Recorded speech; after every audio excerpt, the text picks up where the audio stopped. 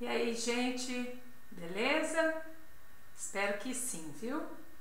Tô aqui gravando mais um pequeno vídeo desta vez para falar com vocês um pouquinho sobre o livro Emoções que Curam: Culpa, Raiva e Medo como Forças de Libertação.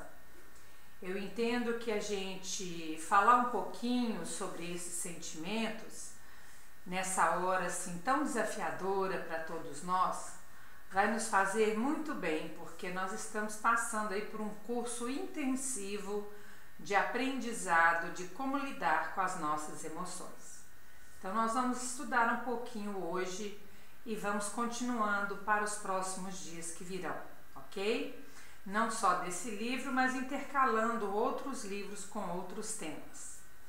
Nós vamos iniciar pegando uma referência que está no Livro dos Espíritos, na pergunta 913, quando Kardec pergunta: dentre os vícios, qual que se pode considerar radical? Radical quer dizer a raiz. Aí o Espírito da Verdade responde: temos-lo dito muitas vezes, o egoísmo. Daí deriva todo o mal. Estudai todos os vícios e vereis que no fundo de todos há egoísmo. Por mais que lhes deis combate, não chegareis a extirpá-los, enquanto não alcançardes o mal pela raiz, enquanto não lhe houverdes destruído a causa. Então é interessante a gente ver aqui na fala do Espírito da Verdade que o egoísmo é a origem de todas as nossas dificuldades e de todos aqueles sentimentos que hoje nos envolvem de uma forma negativa ou até mesmo sem uma percepção óbvia dele, mas ele está lá presente de alguma forma interferindo na nossa vida. Eu falo isso porque a pessoa que não tem o hábito de olhar para si mesma com frequência, ela não identifica que está vivenciando estes sentimentos. Então nós vamos ver mais para frente a importância que o egoísmo tem. Em outra pergunta, logo a seguir, ele pergunta se será substancialmente mal o princípio originário das paixões, embora esteja na natureza, ou seja, o princípio originário das paixões veio do instinto no reino animal. Aí o Espírito da Verdade responde: não, a paixão está no excesso de que se acresceu a vontade, visto que o princípio que lhe dá origem foi posto no homem para o bem, tanto que as paixões podem levá-lo à realização de grandes coisas. O abuso que delas se faz é a causa de todo o mal. Então é interessante a gente parar aqui para umas reflexões, porque realmente foi o abuso no campo das nossas experiências em vidas passadas que colocou a Terra e a sociedade humana exatamente como ela está hoje, composta de espíritos que estão saindo da sua infância espiritual e começando a dar os primeiros passos na adolescência espiritual, ou seja, na consciência do que é capaz de fazer, do certo e do errado. Então nós saímos hoje de um período de provas e expiações, entramos já desde a codificação kardeciana em 1860, 50, 60, no início da Era da Regeneração. Então nós temos que tomar cuidado com o abuso que nos trouxe até os dias de hoje. E nós vamos vendo aí as consequências dele nas nossas vidas. No prefácio dessa obra, Bezerra de Menezes diz o seguinte: em cada traço sombrio da personalidade humana, existe uma dica emocional em favor da cura das enfermidades. Essas sombras constituem emoções curativas quando iluminadas por uma percepção sadia e consciente. Nós entendemos como sombras todas aquelas partes de nós mesmos que nós escondemos do nosso consciente. São personas, se assim a gente pode dizer, né? Facetas da nossa personalidade que ficam ali no inconsciente, mas mandando constantes mensagens ao consciente que muitas vezes nos causam um desagrado profundo. Então é importante que a gente lembre que essas emoções, né, são dicas em favor da cura das nossas dificuldades, das nossas enfermidades, sejam elas a nível físico, psíquico, moral ou espiritual.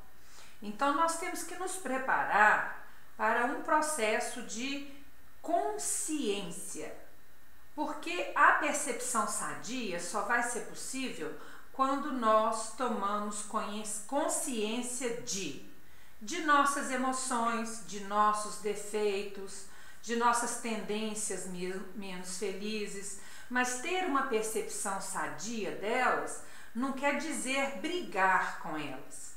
Quer dizer que nós vamos acatá-las com respeito e de forma afável, para não brigar com quem nós somos, entender como nós chegamos naquele ponto e buscar a dica que aquela emoção tem para dar para a nossa libertação. Quando Jesus disse: "Conhecereis a verdade e a verdade vos libertará", não é a verdade das coisas fora do nosso universo pessoal.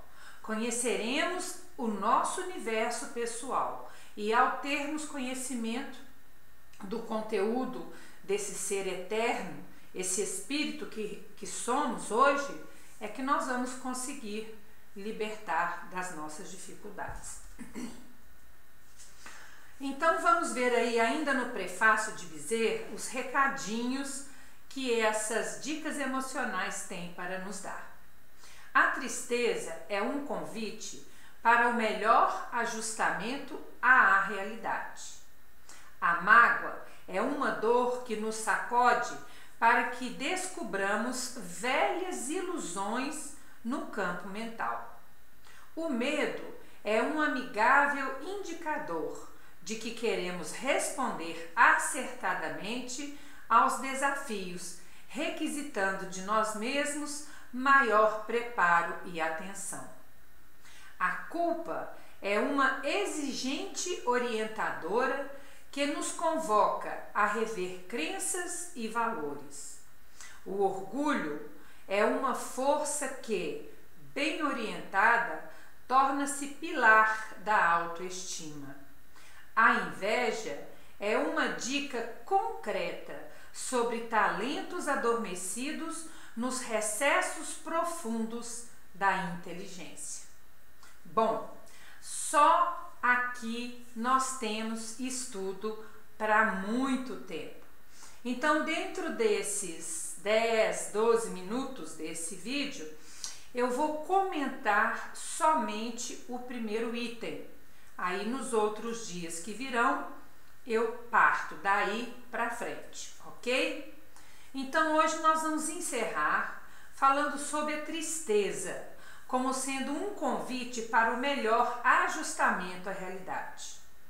Um exemplo muito simples que eu posso dar sobre a questão da tristeza é quando nós fazemos de tudo para que os nossos filhos sejam de determinada forma que nós entendemos ser a melhor e eles seguem outros caminhos, nem tão bem sucedidos quanto aqueles que nós imaginamos que seria o melhor caminho para eles. E aquilo nos causa profunda tristeza. Isso porque nós acreditamos que a realidade que nós plasmamos é a melhor que aquele filho, que aquela filha, que aquele parente, que aquele marido, que aquela esposa deveria adotar para se dar bem, para ser uma boa pessoa, para ser feliz.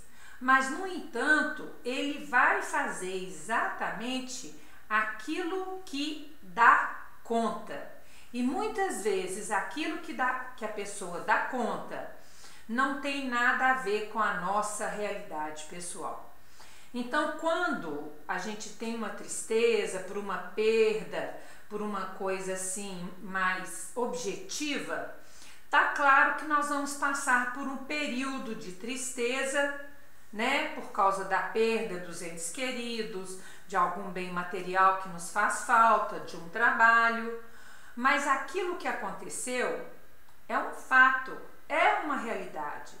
Quanto mais eu conseguir recuperar-me daquela perda, daquela causa da tristeza, quanto mais eu me ajustar à realidade daquela situação, mais rápido eu vou sair do ambiente ou da energia da tristeza. Lembrando que a energia da tristeza é uma energia que não é proativa. Ela é anti-ativa.